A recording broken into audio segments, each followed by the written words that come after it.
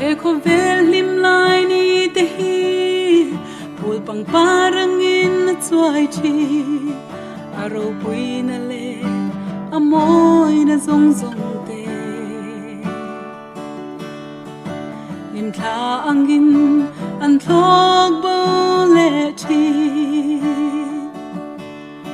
sing nun par vulai ni te po chua in wa lan liam thi mangai len rualung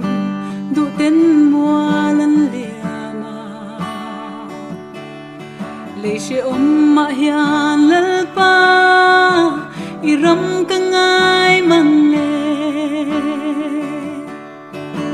ka vangai e ka vangai thi ne un le kumbi te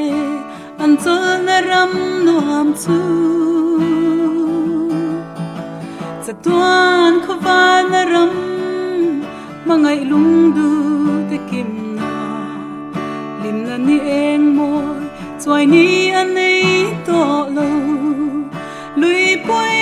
luang ri re na ram ma ka cho